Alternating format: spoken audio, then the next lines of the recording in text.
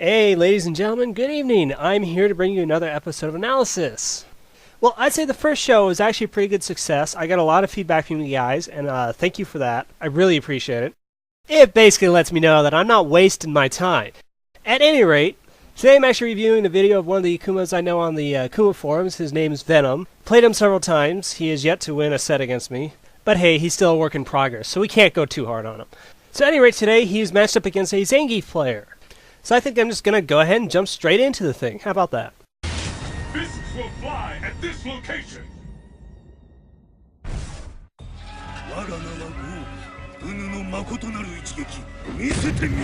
Okay, and round one starts. Alright, first starters, we're just kind of going back and forth, poking war. Love to see a few more fireballs out of him, however. I haven't seen a single one thrown. Speaking of thrown, Zangief just got thrown. I see that all the time. Okay, we better stop right there. Okay, so point number one, I just saw a pretty big blunder right there. He dropped a combo. He decided to go for the dive kick on Wake Up, which is against Zangief. That's actually not a bad option on Wake Up, because it's a lot harder to time the crouch lariat on Wake Up. Now in this particular instance, he successfully lands his dive kick, but instead of actually going into a full combo or something like that, he only jabs twice and just kind of backs out of there. This is actually another case of players not really optimizing their damage. I mean, here was a chance for a full combo. I mean, it was a good 300, 350, something like that damage. And against Gief, you need every last bit of damage you can get. So even if you do say I want to do the 2 jabs, you're not sure that if you hit, you just want to kind of hit confirm it, you still need to do something with it. I mean, 2 jabs is not good enough. So with that in mind, let's move on. Okay, so after the 2 jabs, he jumps out, throws a fireball. That's the first fireball I've seen all game. And like I said, I kind of want to see more. The only time you really need to be careful is if Gief's sitting on an EX bar. Which in this case he's not. He doesn't even have a full one.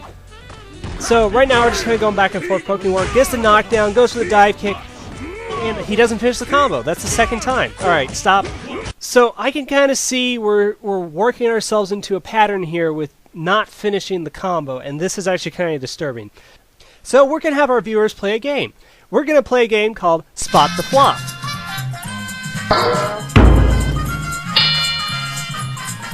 That's right, ladies and gentlemen, you at home, yes, you can participate in this one. All you have to do is count the number of times he flops a combo. And if you get it right at the end, well, you don't really get anything. I'm a college student, I don't really have money to spend, ha ha ha ha, but hey, it's a lot of fun.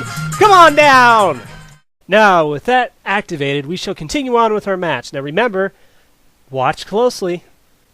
Okay, so far in this match, this Gief hasn't really shown that he knows what he's doing, because so far, he's pretty well been hit by every dive kick.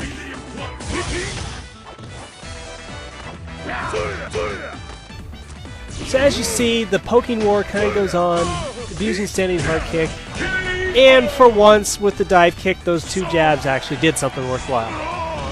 So that doesn't really go on the flop count. So don't count that one, guys, remember.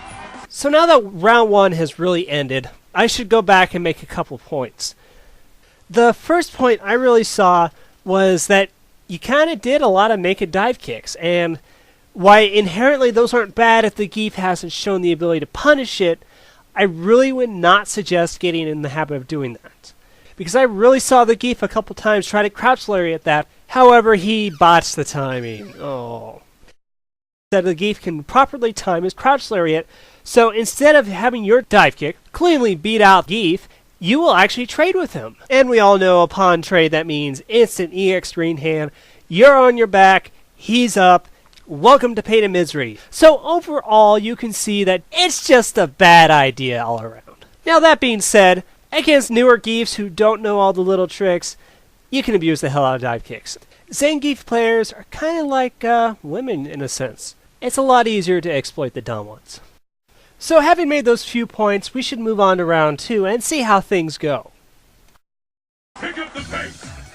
Okay, so round 2 starts, and I will say the one thing Venom has been doing okay, he has been keeping decent spacing without giving up a lot of room. That's one problem players usually have, is they just keep backing up against Gief. Now, one thing I do kind of see a problem with is I'm starting to see a few focus attacks there, and let's see if he keeps it up. He's also doing just kind of random dive kicks, and why that's okay if the Gief isn't reacting to him. Again, if the Gief player is better, you're going to start paying for that. But his pokes also kind of seem just random. I mean, that's just one of the biggest problems I've had. He's also just starting to use focus attacks out of nowhere. Another drop combo, but he keeps getting them with the flip. But that time he got punched with the headbutt. You can kind of see he's backing away now because he actually got hit. Which is actually kind of a good move after the headbutt. But see, now he's kind of just getting used to dive kicking him on wake up.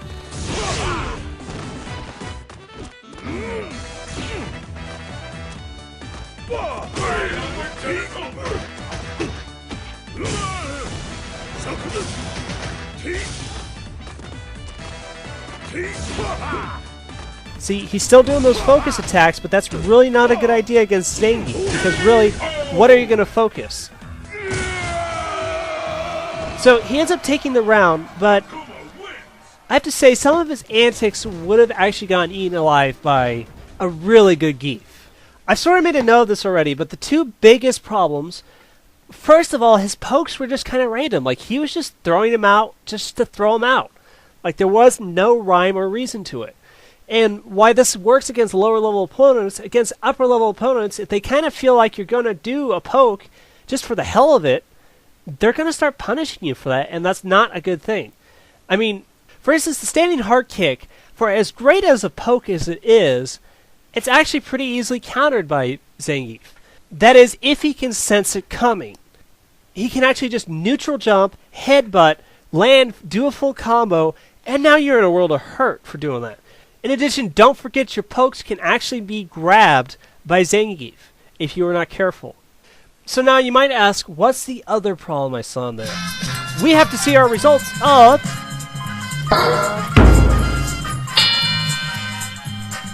Yes, ladies and gentlemen, it is time to check our results and see who is the winner! So, how many did you count?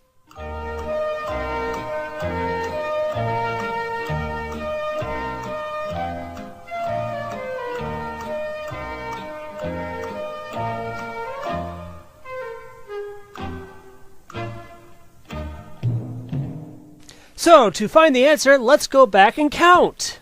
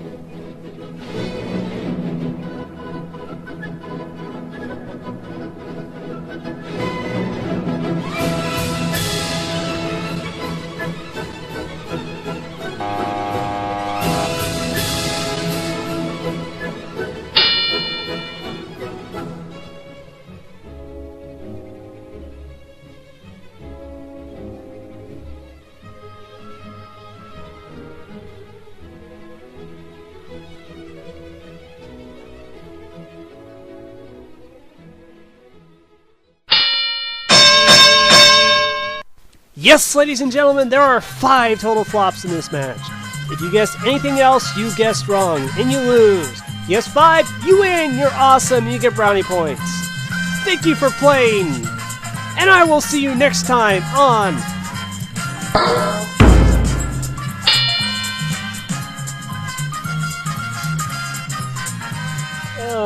Okay, all fun aside, this is actually a pretty serious problem.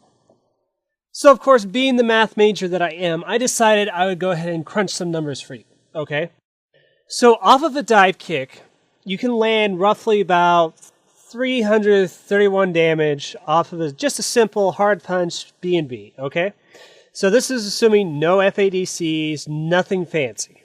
In this particular match, you failed to convert off of 5 dive kicks. So what's the potential damage off of that? Well, it's 5 times 331, right? You work all that out, and you found out you just blew 1,655 damage. In terms of Gief's health, that is the equivalent of KOing him in one round and then removing a third of his life in the next round. And this isn't even taking into account that there are more damaging combos than the one I just said. When you do actually land a dive kick against Gief, you need to convert every single time. You will not get many shots like this against good Giefs. I mean, I know from experience, I played some pretty big name Giefs. I've played Zangief, I've played Ishibashi, I've played several, and there's even been a few I've had from Japan. And I have to tell you, when you fight really good Giefs, there's no screwing around. You either play a perfect game, or you get annihilated in a hurry. So, overall, I'd have to say, good job on the spacing. That was actually pretty decent. Most players will back up and give Gief a lot of space he didn't earn. But at the same time, you also sort of had a couple bad things.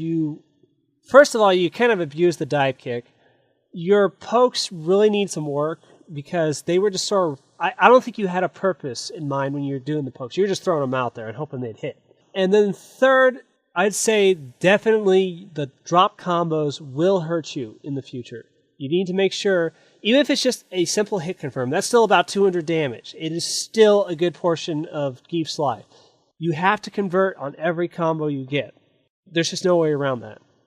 Well, I think I'm just about out of time, so this has been another episode of Analysis. I hope you guys enjoyed it. This is Loyal Soul. I am logging out. Have a good evening.